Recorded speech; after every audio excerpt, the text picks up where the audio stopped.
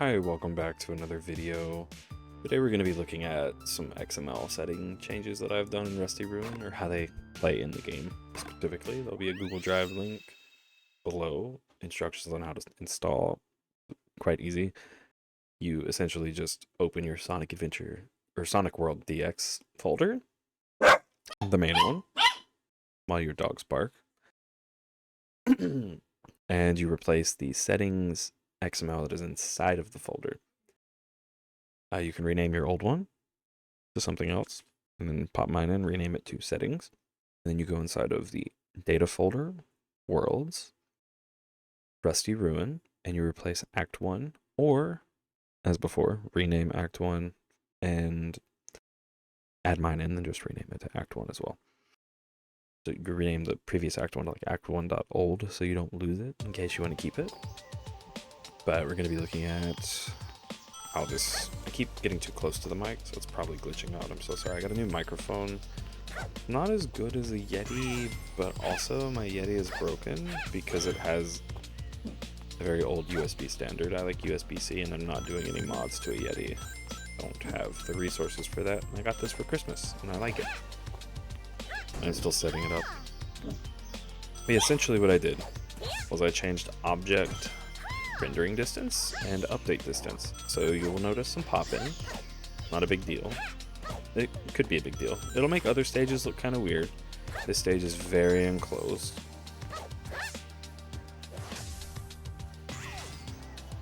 This should be running at around 37 to 38 FPS, average. The highs and lows, highs are around 44 every now and then. Okay. Lows are a little bit more extreme. They go down to 33, and at the very least they go down to 25. You'll notice when it drops because the music will change. One of the biggest issues that I faced was frame timing. So you think of traditional lag in the sense of frames per second. So you'll think, oh, there was a spike. Oh, his FPS got better. Here you can see the FPS did get better. The game is running much smoother. There's some screen tear right there. Not sure why, but you think of it in that type of sense, right? That's how we all normally think of lag. But there's another indicator, which is frame timing. And I don't know how to explain frame timing, but essentially this game by default runs it on this stage, runs at around 25 FPS with 33 milliseconds of frame timing. Okay, so it takes 33 seconds for a frame to generate, I believe that's how it works. Could be wrong. And with my XML edits, the stage now has, I think it was 22 milliseconds of frame timing. Sometimes the frame timing will spike back up to 33, and that's kind of where you'll see the stutters and the lag. But the rest of the time, the stage runs quite well compared to before. So that's kind of the difference between a smooth experience and a very unsmooth and negative experience, right? So we could be running at 30 FPS and it could still look good.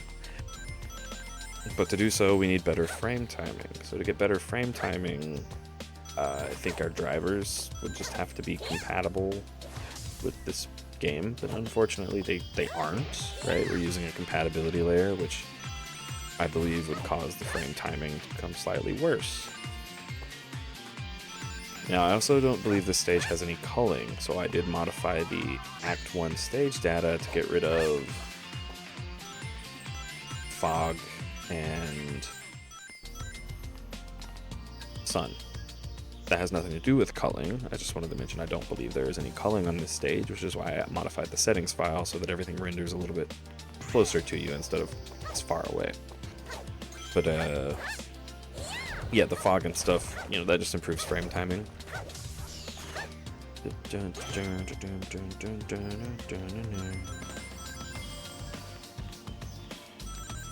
But yeah, you'll know the FPS changes because the music will either get slightly faster or slightly slower. I don't recommend super transforming on this stage. It causes your frame time to become kind of erratic. It'll go from between, I think it was 14 milliseconds or 19 milliseconds, something like that. There's a low, which is great, right? The game looks amazing. But then it'll go all the way down to,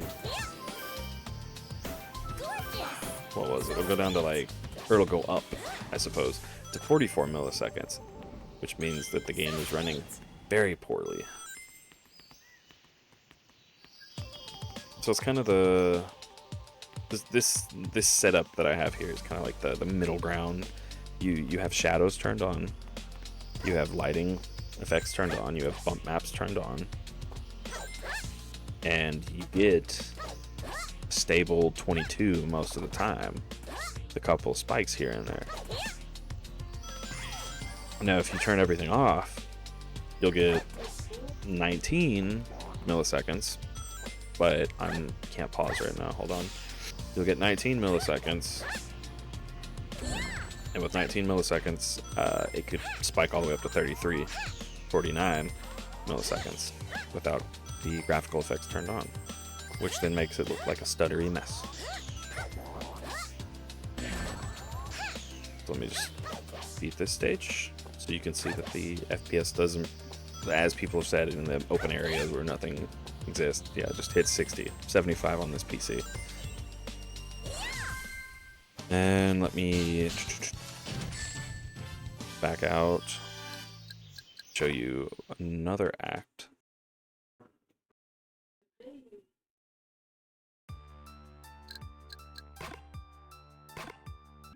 To show you, like, this is going to show you the issues, like if you're doing, say, marathon mode, right, and you do use this settings XML, you'll run into some issues or problems with pop-in, as I mentioned before.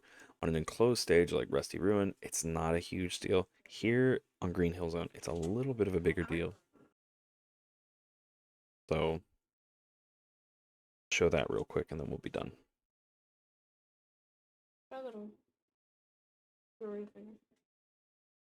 No.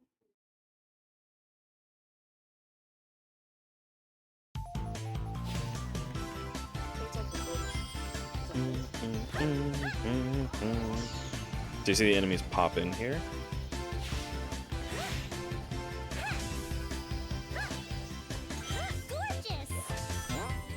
And the springs pop in, the rings pop in.